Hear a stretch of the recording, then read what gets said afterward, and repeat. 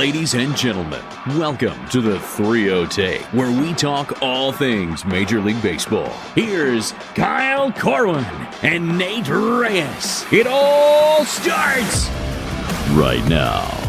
Oh, welcome back to the threeohtake, presented by SeatGeek. This is episode 467. I'll be your host, Kyle Corwin. I'm here with my co-host, Nate Reyes. Nate. One final travel pod, my friend. One more road for the boys. As a reminder, yours truly, Myrtle Beach.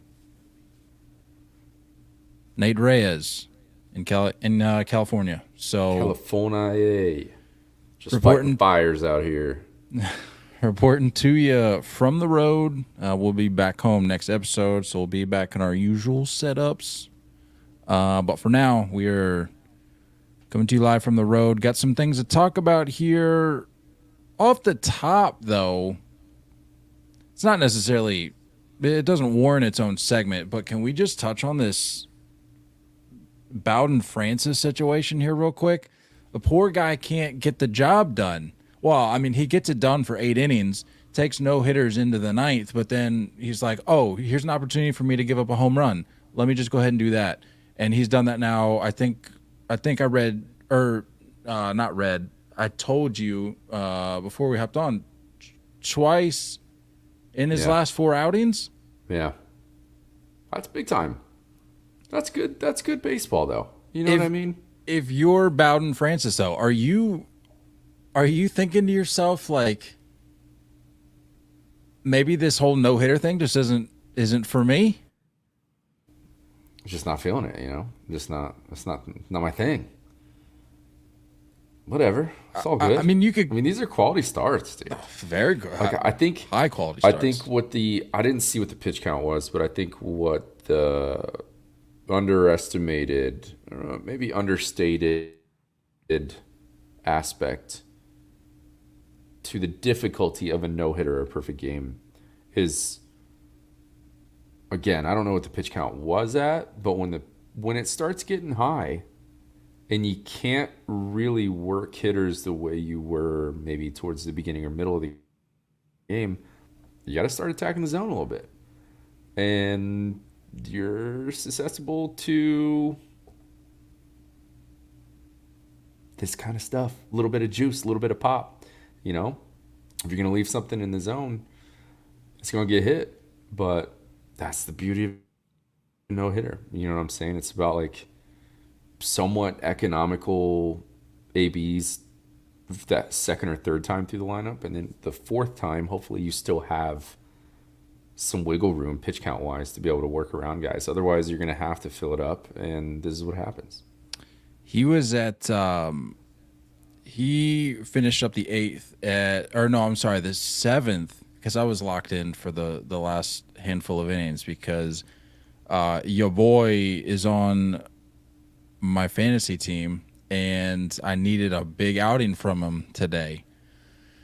And so I'm tracking. I mean, I was tracking from just about the beginning of the outing, but he got to the 7th, and I want to say he was at 102, and they're going, I was listening to the broadcast. I go, we've seen this play out this year where you have a guy, not necessarily with the Jays, but just generally around baseball, you have a guy with an opportunity to do something special, take it into the 8th, take it into the 9th, but you got to look at it. You got to look at the pitch count, and it's like, well, do we prioritize the feats over his health, over the potential win, over the opportunity to win? And they were talking about that. They were going, you've got a 1-run game. He's at 102, and then he goes out in the 8th, gets the first 2 outs in the 8th on 2 pitches, and they go, I think everybody in the ballpark, probably in the dugout, took a sigh of relief. They go, okay, we can push this to the 9th. Gets to the 9th, no luck. Yeah. But I wonder what he's doing in between the 8th and 9th. Is there something he's doing in the dugout? You know what I mean? Like, well, I don't can do that anymore. There's one thing that probably isn't helping the situation. Vladdy flew out to the track, I want to say in the 8th, comes back into the dugout, base of the steps. That's basically where Francis is sitting. and starts doing push-ups, like right in front of him, as the whole like, oh, I gotta get a little more beefed up if I'm trying to hit these out. And I'm like, my brother, we got a guy trying to complete the no-hitter. Let's move it along. Let's move it along. Not to say that was the reason couldn't close the deal. But You never know. You never know. Yeah, I mean, you never know what's affecting these guys mentally. Speaking of mental, you'd have to be mental to throw at a guy when you've got Bryce Harper on the base pass behind you. And that's exactly what Edwin Uceda. There it is. You like that? You like that? Yeah, I'm impressed. Well, Flair Uceda. That's what Edwin Uceda of the Rays did on Tuesday night. I'm just going to go ahead and say it. How many times do we have to say this? I'm over the brawl culture. Yeah. I'm over and I'm not even I'm air quotes, brawl culture. Just let the boys eat. And we're at a point now where I don't know if it's as much as the league preventing these guys from just letting it eat, or if it's the guys themselves getting in their own way. They're all bark, no bite. We know that there's a percentage of guys around the league that would throw hands without question. But are we at a point now where we have to start? I mean, we might be at a point where we have to start asking the question. Maybe these guys don't want to throw hands. Maybe they're just in it for the dramatics. Well, I'm not going to go as far as saying soft. You said I'm soft. Say soft. I didn't say soft. But like, how many? It's a tired act. It's a tired act. They cut to the bullpen. The guys are coming in like the horsemen, the cavalry. Like what? Stop. I'd be so mad if I was. How many more times do we have to watch this go down before we put an end to it? Either be done with it or let them throw hands. Yes. Throw hands. Please, something. I don't want to watch this anymore. I'm so sick of it. I'm so sick of it being labeled a brawl. It's not a brawl. Like, go. Fight. Punch. Kick. Tackle. Something. And spare me the whole from the perspective of the league. Well, we have to protect our assets and we can't be encouraging fighting. What do you think the NHL does? They have assets out there on the ice and they're still dropping gloves, okay? And I know that's a cliche comparison. That's what we always go to. Well, let's make it more like the NHL. Make it like the junior hockey league. Pee-wee hockey. I don't care. Just something that's different than this. Look, it's because the game's gotten soft. Like, if you think about it, so many parts of the game have been removed. Like breaking up double plays, gone. Hard plays at the plate, catcher blocking the plate. Like, all that stuff's kind of gone. The policing the game side of things has also faded. Like, I'm going to buzz your tower a little bit. Like, Bob Gibson, Randy Johnson, they talk about, like, I don't want you that close to my plate. That's the only reason I'm doing it. Now it's like, you hit a 450-foot tank against me last AB, so now I'm going to brush you off. Like, no, that's not how it works. Like, it's gotten soft. It's heavily policed. And I think the worst part of this with Uceda is that it's just like, you can very much tell it's just, he was getting lit up. Like, you're upset that you're getting lit up? But are you gonna hit him with a sinker though? That's where the confusion for me always comes into play. Is like, you have to, like, it's easy to get swept up in the heat of the moment. Like, if you're watching the game live, or if you're at the game, or if you're even like involved in the game. If you fit one of those capacities and you see it live, you go, oh well, very obviously this was intentional.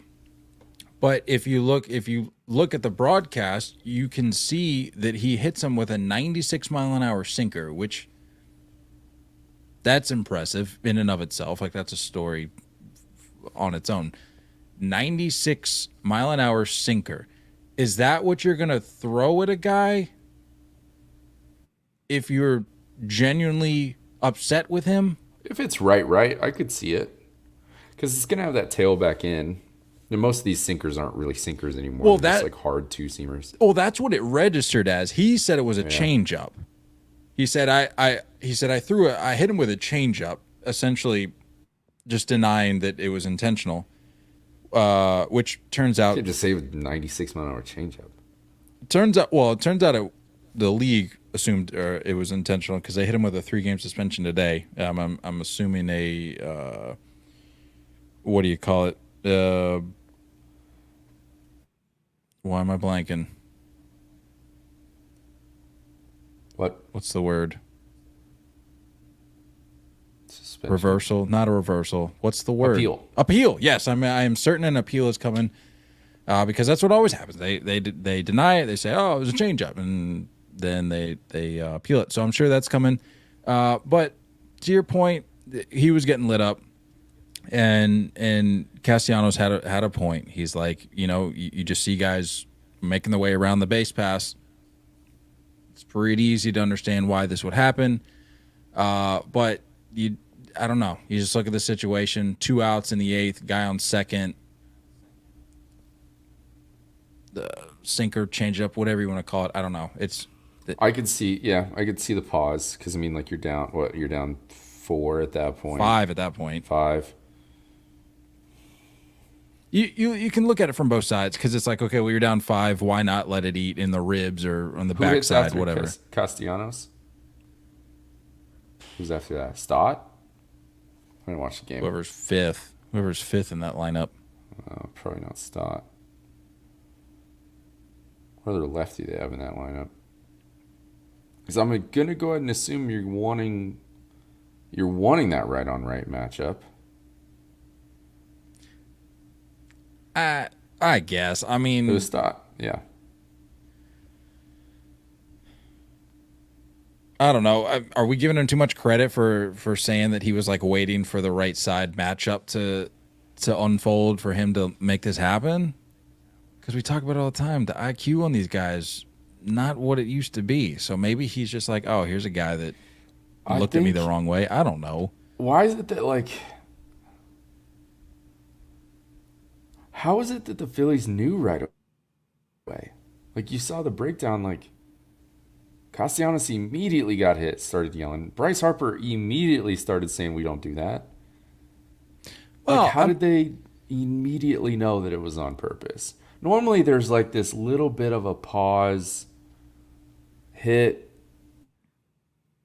2-3 seconds go by, you start walking down the line, there's eyes, there's a little chirp, and then it gets into something. This was hit, hey, immediately. Yeah, well, I mean, you and I have both played, and you have a feel, and I would imagine a majority of these guys who have played for 80% of their life, they've been around the game long enough to know that there's sort of I don't want to say a buzz, but there's certainly momentum that builds in that direction as guys cross the plate, as walks are issued, as extra base hits are tallied from off the same guy.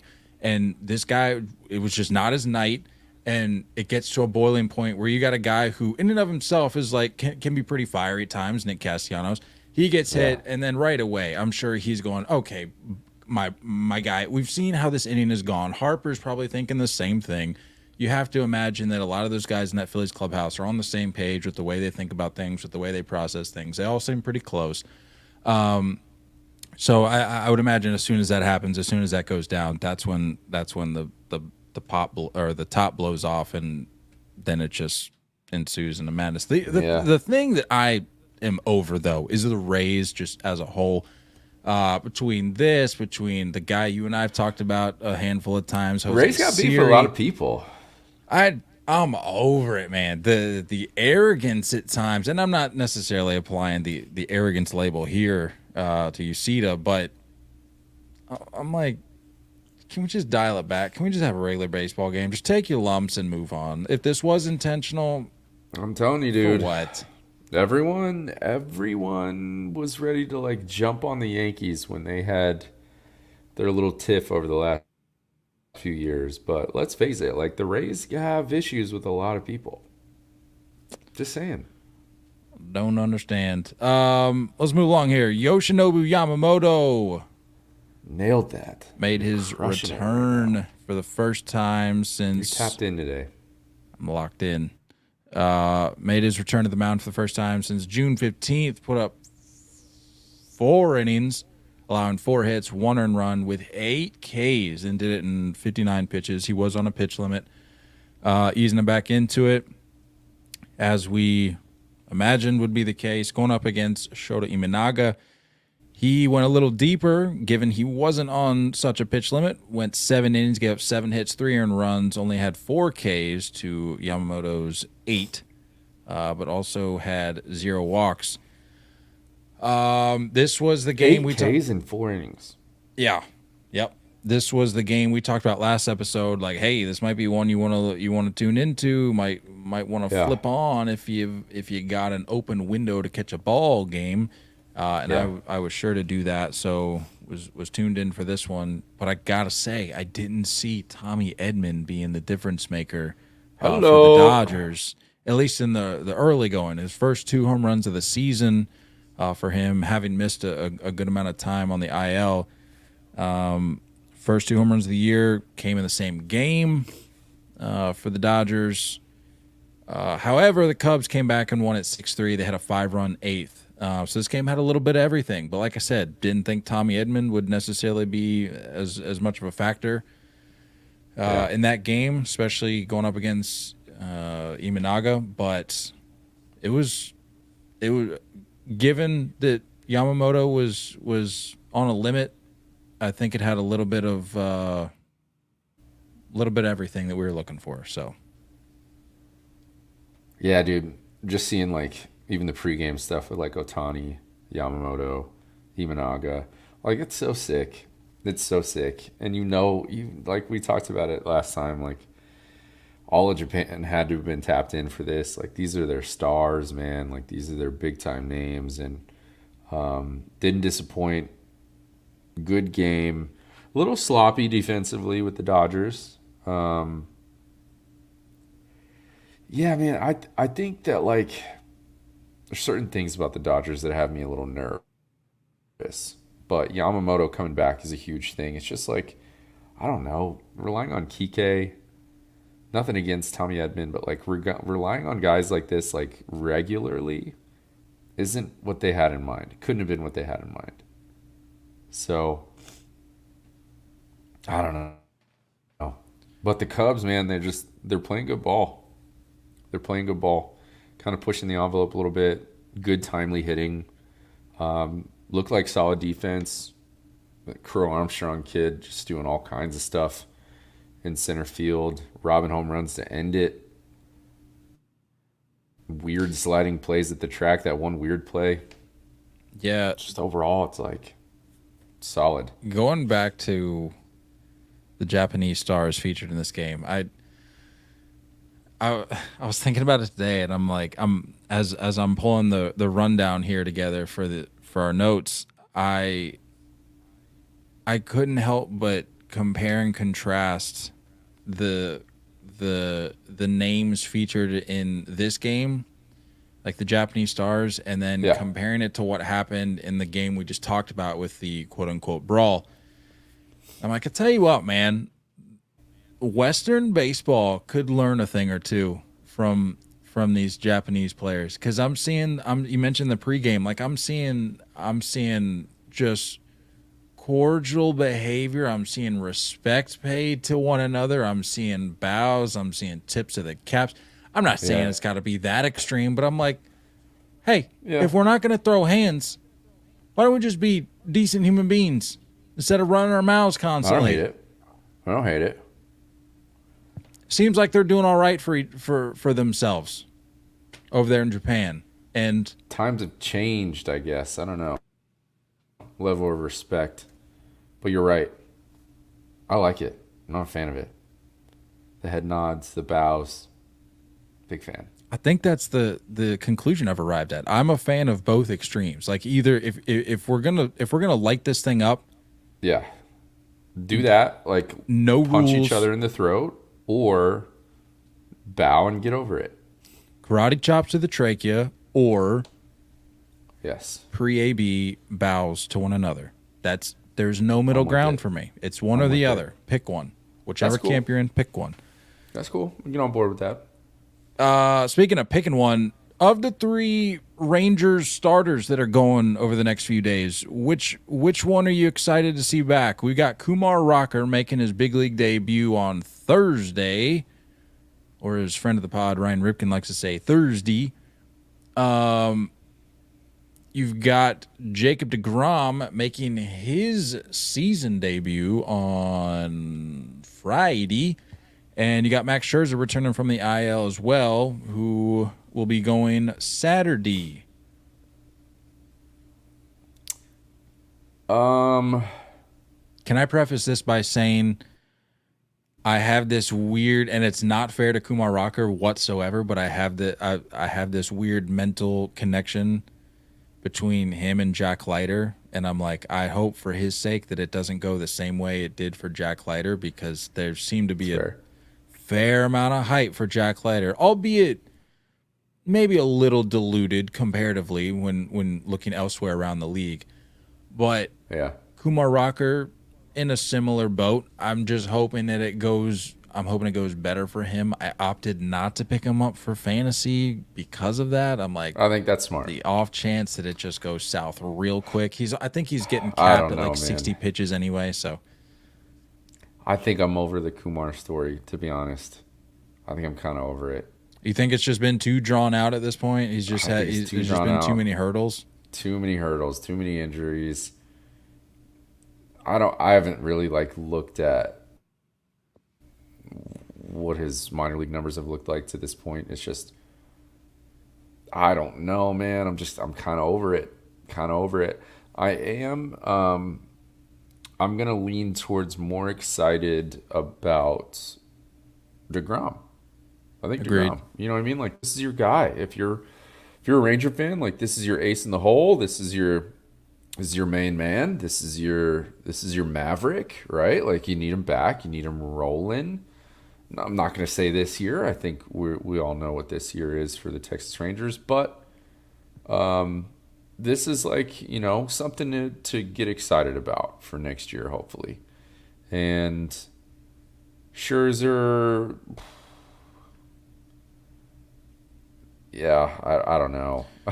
Scherzer's, yeah, I mean, sure, you could argue that it's hard to disrespect a Hall of Famer, but yeah, no, we've had takes on both sides of the coin regarding Scherzer over the life of this podcast, certainly. But yeah, don't want to just slander the guy for wanting to get back, because if on the flip side, if the guy was like, I mean, I could come back, but I'm just gonna coast it out to the end of the year because we're not going anywhere, then we'd be having the opposite conversation, and I don't want to be having that conversation. So, yeah, of the 3 though, I think in terms of excitement, like Scherzer, you kind of know what you're going to get there. He's already made some appearances this year. Hasn't been ideal, but that's the one to me where I'm like, I don't know. I feel like we'd be okay if you were just like, hey, because he's already said he wants to pitch into next year. So it's like, if that's the case, we can give you a pass here, because we've seen how the ends of his seasons have gone health-wise. He runs out of gas. Yeah. His arm gets fatigued, and it just doesn't pan out well too often. So it's like, okay, we could give him a pass if that's the route he wanted to take. But deGrom, I'm excited for him to at least get just a couple opportunities here, maybe even a few opportunities to get because people are like, well, why are you coming back? What's it for? It's for nothing. I disagree. I look at this and go, okay, if the Rangers are they're gonna tell you they're making a late push here, but I think behind closed doors, the Rangers have chalked this season up as, hey, it is what it is. Well, let's look ahead to 2025. If that's the case, if that's even the conversation that maybe has made its way to Jacob deGrom and like, hey, we're excited to have you back, but don't feel like you got to be our savior. If that's the conversation that's taking place, I'm looking at this, if I'm Jacob deGrom, as an opportunity to get in the right headspace, to prove to myself that the work that I've been doing to come back has paid off, and that I'm still that guy. Because I think a lot of people forget how dominant this guy can be when healthy, when on. Yeah. And I think this is this small remaining window that they have can prove or can prove to be a jumping off point, you might say, for 2025. Because if you didn't have this opportunity to at least just get into some game action, then you're not gonna really know. You're gonna have sim ABs. You're gonna be throwing flat grounds, and that's all you're really gonna be able to go off of. But if you can get into game action, especially, I don't know who he would line up against for the remainder of his potential outings this year. But if you can get up against some guys that are actually, if you can get up against some teams that are actually playing for something, fighting for something, you're gonna be getting their best. So it's like, what better way to use this as an opportunity to prove to yourself that things are moving in the right direction for you? Yeah, well, I mean, there's a couple things that I think of. Number one, like, get some positivity out of this season, right? Like, take something with you into the off season, bring something into, a solid point for you to work off of, and kind of just build off of through spring training and into next year. The other thing is that, like, you're talking to a team that is filled with veterans. It's filled with pride and competitiveness, and filled with a Hall of Fame manager that is probably saying, you know what, boys, like, 7.5 out of the wild card at the moment, 8 out in the division. We're probably done for the year. But overall, like, let's bring some teams down with us. You know what I mean? Like, I don't want to be that doormat for these other teams trying to compete and get into the postseason if they're still fighting for a spot. So, there's a sense of pride there. Like, I don't think it's time to throw in the towel, but that type of mentality is going to teach, your young core. And let's face it, like, no, Scherzer is not the core. This isn't your guy moving forward. deGrom may be at the back end. But, like, overall, your core, you're talking about a Leiter. You're talking about a Kumar Rocker. You're talking about Jonah Heim, Josh Young, Evan Carter, Corey Seager. You're talking about guys that are like, hey, we're going to go continue to do this moving forward. And there's a sense of pride that we need to carry ourselves with. There's a professionalism that we need to still bring to the table every day. And so it's like, I don't want to see them laying down and not competing. I want to see what they've got. And again, something to build off of, because a majority of these names are going to be back next year. So, and this is what we were expecting, by the way, right? Like, it's so hard to repeat. Sure. Yeah. It's so hard to repeat. So, no, for sure. I just think it maybe we were probably hoping for a little more than what they've given us this year, but for sure. I was hoping for more closer finish at least. Yeah, but I mean, if you're not going to repeat, maybe it doesn't matter if you're 8 games out or 4 games out. It may not matter at that point. But tell me a little bit. Give me your thoughts here on Jasson Domínguez, talking about being part of a potential core. Seems to be up for the remainder of the year, and it seems as though he will be getting opportunities just about every day from here on out. Give me your thoughts on that. Yeah, it's about damn time. Number one, I read a lot of reports that there was, kind of some back and forth between the front office and other names that were fighting for this. Other guys felt like he maybe wasn't ready. I don't know. The Verdugo experiment is so strange. All of this, like this weird loyalty to a 1-year guy, like a guy that's going to be a free agent next year. It's very strange. So it's going to be interesting to see how they do it health wise. I think like when you see lefties on the mound, there's a good chance Verdugo's obviously going to be out.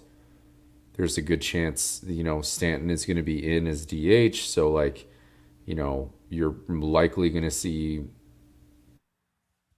him in left, and then Judge in center, and then Soto in right. So I mean, it's a good opportunity. This is good. This is a good time to come up. He came up last year at this time, and we saw some flashes of brilliance. But let's face it, like the guy's nickname is the Martian. Like there's so much upside here. There's such a high ceiling. So it's like it's good to see him get this type of experience, and it's about dang time that they've started to write him in the lineup every day, because like this team needs a spark. They need more athleticism on the bases. They need higher quality defense, higher quality at bat. He's a switch hitter. You can plug him in that like anywhere from 5 to 7 in the lineup. Kind of alternate between Stanton or behind Wells. He's a threat, dude. And like this guy is just, he's the future. He's the future. So personally, if it was up to me, I'd like to see him in center. I'd like to see Judge in right and Soto in left. It's been a lot of blunders in right field. No offense to Soto, but like he's not as good as Judge in right, and Domínguez is better in center than Judge. So it's like, I don't know. It's so hard to see the decisions being made. But big thanks to DJ LeMahieu going into baseball jail with some kind of made-up IL stint, and chances are he's probably not going to be back for the rest of the year, I would guess. Speaking of the Yankees, can we give some much-deserved love to Seth Lugo? Bro, carved up the Yankees on Tuesday night, but when you zoom out, big picture, he's carved up a lot of teams for the majority, if not the whole year. Tuesday night goes up against the Yankees in the Bronx. 7 innings, 10 Ks, 0 walks, 3 hits allowed, all of which were singles. At one point during the game, he retired 17 in a row, and not a single Yankee reached second base against him. He is knocking on the door, talking about carving for the majority of the season. He's been healthy. He's been available, which, as you know, the best ability is availability, and he has been available. He is knocking on the door of 200 innings. He's at 193. Kansas City has not had a starter throw 200-plus in a single season since Edison Volquez back in 2015. Whoa. Barely reaching the mark at 200 and a third. So he's got 3 starts left, I believe, against the Tigers, the Giants, and the Braves. And by the way, I want to say we talked about innings within the last week or two, just what the landscape is looking like around the league. His 193, as of this morning, were the most in baseball. And touching on more of just his dominance and needing respect and the love that I don't think we, unfortunately, have given him as much this year. 2.94 ERA, which is the 5th best in all of baseball. And say what you will about wins, he's tied for the most in baseball at 16, with a couple of guys by the names of Chris Sale and Tarek Skubal. You may have heard of them. They're currently in their respective hunts for triple crowns. We're looking at a possible triple crown season in baseball this year, so that'd be awfully sick. But yeah, just not much more to say on Seth Lugo, but just needed to address that and acknowledge the fact that we can sit here and talk about Bobby Witt, we can talk about some of the other arms on that staff, but like Seth Lugo cannot be left out of that conversation. Has played a huge vital role for the Royals and where they are currently at right now, despite the recent skid they've hit. You can only imagine that they'll right the ship and they'll be playing some October baseball, or at least I hope so. I don't know. I mean, maybe if you're not exactly on board with the Royals, maybe you're not wishing that, but I think most people would. It would be a refreshing sight to see Bobby Witt in Kansas City in October. So that's what I'm looking forward to in that regard. Yeah, look, Seth Lugo's being the biggest steal, and I think he's probably not getting the recognition that he deserves, just because he doesn't. It's not like super sexy, you know what I mean? And I know you mentioned a ton of punch outs against the Yanks yesterday, but like that's not necessarily his game. It's not necessarily his style. He's got like I think 30 or 40 less strikeouts compared to Scooble at the moment, and then 30, 40 more hits. He's a pitch to contact guy. And shoot, it's probably a combination of how quiet the Yankees offense can be at times, but also like this man was spotting up, dude. He was hitting his spots overall, and like just the movement and the corners that he's hugging. Like if you are a fan of pitching, not just throwing and searching for strikeouts, if you're a fan of actual old school true pitching, watch Seth Lugo. Highly impressive. I can't wait to see a postseason start of his. It's going to be a show. Talking about the postseason, the guy that you are certainly going to see in the postseason, Kyle Schwarber, just a little note here, now has 14 leadoff home runs this season, which is a major league record. Kind of sucked, though. He did it in a game in which he was later pulled from due to he hyperextended his elbow, I think. But I think tests came back positive. I don't think there's anything wrong internally, structurally. So I think Phillies missed a bullet there. That would have been a huge blow. Yeah. To their late stretch here as we approach the middle of September.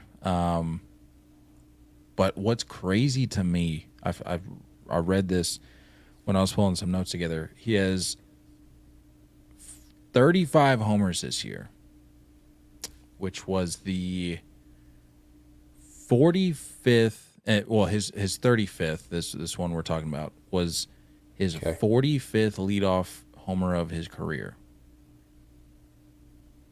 Do you know how many of those he's hit since joining the Phillies? Only, 2022? Not even 3 full seasons. I'm lost. Read those numbers again. Start over. 35 homers on the year. This year. Yeah. His most recent. Yeah. Which set the major league record for leadoff home runs.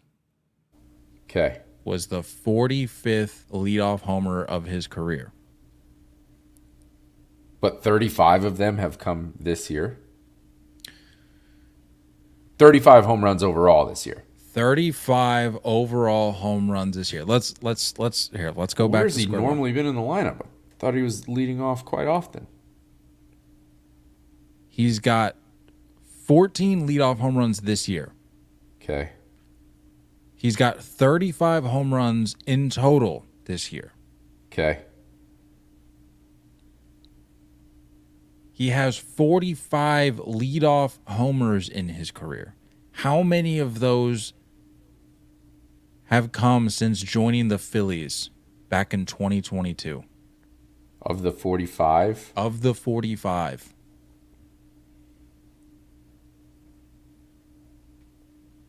Mind you. 38. How many? 38. All right, well, you just ruined the whole thing. It was 32. I thought 32 was going to be an impressive number, given he's only hit 45 of them, and he's been playing for God knows how long. But he has 32 in a Phillies uniform since 2022 of the 45. I just thought that was a wild stat. I was going to look it up. Do we need to give Joe Madden some credit here? I feel like he was the one when, he was in Chicago that, like, really tried this out, right? Is that where he was in the lineup in Chicago? It's been so long. I don't even remember. Towards the end of Chicago. Towards the end of that run? That's what I was about to look up. I thought that Joe Madden was the one that wanted to try that. How long has Schwarber been in the league? I mean, that was 16.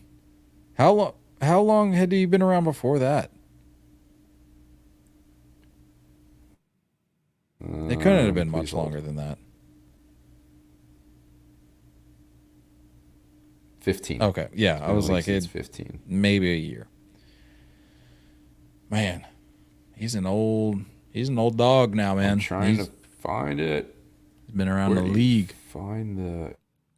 It's so hard on your phone. I'm looking at Baseball Savant. Baseball Savant normally shows like where he hits in the order, right? Batting order splits. There we go. Perfect. Why is it just showing the Phillies, though? I don't want just 2024. I want his whole career. It's too hard. Batting order splits. Almost there. Batting order splits. I'm not almost there. It's too hard on your phone. Trash.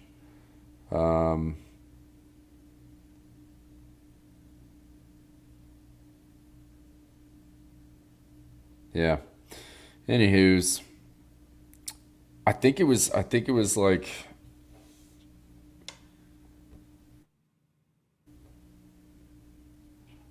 like after they had won the World Series where he like came back after not playing for months. And he was like tracking pitches because he couldn't swing. He ended up coming back and being huge in the World Series. I think the following year is when Joe Madden really started messing around with that. I don't know how consistent it was, but it seems like once he got to Philly, they were like, yeah, this is your thing. Yeah, it at least planted the seed, if anything. Yeah. Yeah, that's where he loves it. I mean, you look at the numbers. That's where he belongs in a lineup. Doesn't matter what city he's in. That's where he needs to be, and that's where they've got him in Philly. So good on the Phillies for leaning into it fully. Speaking of leaning into it, Manny Machado has done just that. And has done it enough times to put him at the top of the Padres' all-time home run leaderboard. Granted, it's only 164 home runs, but I think that's just a tip of the cap to a guy that's. I mean, look, let's call a spade. This guy's matured. We've talked about it on here on more than one occasion. He's had his ups and downs in his career, but this is a guy that I think a lot of guys in that clubhouse can lean on. A lot of guys, or a player that a lot of those guys can come to if they've got questions, if they need, leadership, guidance, advice, whatever, fill in the blank. And this is just, I think, a way that we can look at this that marks just how long he's been doing it and been doing it for the Padres. Like you want to talk about another guy that's not exactly a spring chicken. Manny Machado has been sticking it out, and I would venture to say that majority of Padres fans are hoping that he can at least be a part of one ring while he's still there under this contract. And one would hope. I mean, they've goodness compiled some rosters that I think the front office thought could do it, but has yet to pan out this year. Might be a little different. Time will tell. But 164 home runs, the new Padres record. He did it in 6 seasons, and the record that was previously held by Nate Colbert was held for 50 years. 50 years, dating all the way back to 1969. So yeah, just a little tip of the cap there to Manny Machado. And one final tip of the cap to Keider Montero. CG shutout versus the Rockies. And it wasn't just a CG shutout. It was a Maddux. Did it 96 pitches, allowed just 3 hits, 0 earned runs, 0 walks, and 5 Ks. Had not pitched into the 7th in his professional career before this season, but he goes 9 and faces the minimum 27 hitters because the three guys that got on all grounded into double or part of double plays that followed. Yeah. Man, I love that.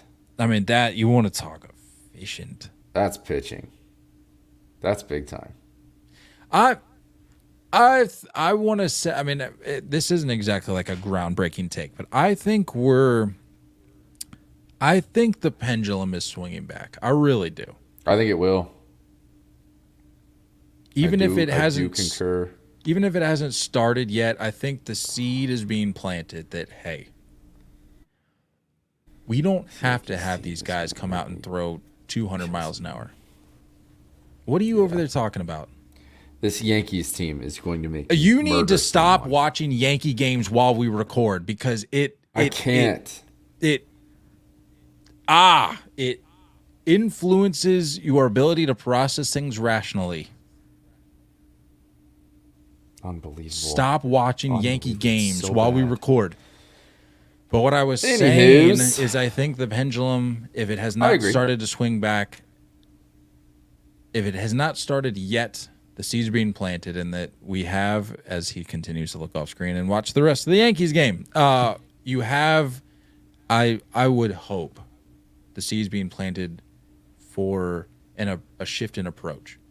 We're seeing guys do things, and it's not like even the guys we talked about, Seth Lugo, and I'm not saying Keider Montero is necessarily going to go on and have this long grand career, but we're seeing guys do it well, pitch effectively, pitch efficiently, oftentimes maybe lacking the ultra high velocity.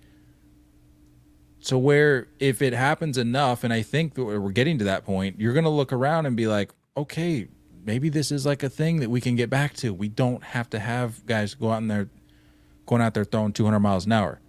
Yeah. I don't know if that's going to happen, but I would like to think with the we'll call it uptick in success with maybe the lower end velocity guys, I would like to think that maybe that's the direction we're headed. Yeah, I'd hope so. Here's a trivia question from the co-sister-in-law. It's Wednesday. It's trivia night. Love that. You ready for it? No, but yeah. First native New Yorker to manage the Yankees. This is all you, buddy. First native New Yorker to manage the Yankees.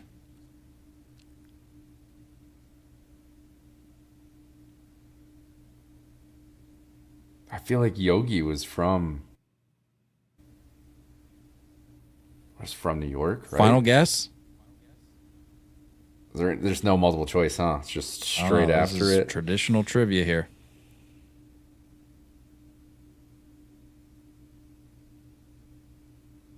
I just don't know if Yogi was from New York. That's a good guess, though. Yeah, we'll send it. Nate says Yogi Berra. But anyway, that's all I really had. Wanted to wrap up just acknowledging the passing of James Earl Jones, a true legend. I mean, you could just say like across the board, but if you want to get into specifically in the movie world, and even more specifically, you want to drill down even further, the baseball world. I mean, there was a handful of baseball movies that I think reached multiple generations. I mean, some of my favorites include him, Field of Dreams, The Sandlot. I mean, this is one of those guys that his name would trend on Twitter or something. You'd have to rush to Twitter, like, God, is today the day? Because I mean, he has been around the block. He had lived a long and happy life. It is what it sounds like. But sadly, we arrived at that day, and it's just tough because I mean, you want to talk about a legend. This guy, and it's easy to throw that name around, but this was a guy. I mean, we're talking. You want to talk Star Wars? I know that used to be a big thing with you and. Dude, as a kid, like Darth Vader, whether you like Star Wars or not, you have to you have to understand that like that's one of the biggest movie characters of all time. You know what I mean? Like, and I know he wasn't in the suit walking around, but the man was the voice, and like that's, everyone knows Luke. I'm your father stuff. Like that's a legend, and. Man, that speech, it's in Field of Dreams. It's just stuff that'll always stick with you. His voice is like just our childhood memories in a way. So, yeah, sad, definitely sad.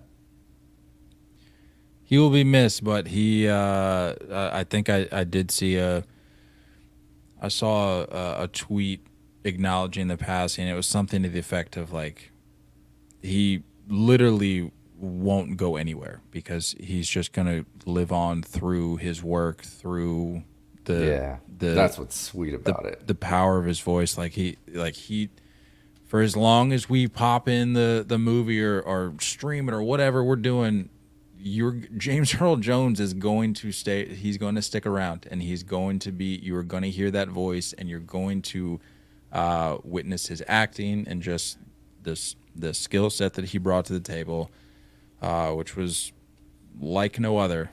So yeah, he will be missed, and it's a sad day for baseball movie fans. I know that much. Yeah. You got anything else before we get out of here? Yeah, always. It's funny how we end up always recording. I guess we won't maybe next year, but just another year gone by. And look, it's scary to me how I don't know, like younger generations or social media in general have just kind of made a joke out of it in certain ways and have played around. But like, this is a monumental day in understanding a great loss for our country and understanding great sacrifice for our country. This day changed lives and generations, and overall, just want to remind everyone to be extremely grateful for our first responders and our people in service. You know what I mean? Like that's the ultimate sacrifice in my mind, and to do it selflessly for our country. And I pray that like someday the unity of what our country felt on September 12th is going to be revisited at some point, and the unity and the much needed togetherness that everyone felt. Yeah, big day in our history, big day in I know our lives. Growing up right down the street from the Pentagon and like witnessing a lot of that stuff firsthand, and your dad, sacrificing and doing what he did for his career. Like it's stuff that I wish we could all remember, and it's very strange that we joke about it the way we do, or the way people do nowadays. It's kind of disturbing, but just a reminder to appreciate all the people out there serving for us and keeping our homes safe and our country safe, and that's all that matters to me. So yeah, but outside of that, don't go chasing curveballs. We'll see you back home, and you won't have to listen to me echoing in a hotel room much longer. And you won't have to listen to me in a spare guest bedroom with slanted ceilings and decor from what looks like the 80s. Yeah. Anyway, we love you all, and as always, looking forward to talking more baseball with you guys soon. Until next time, stay filthy.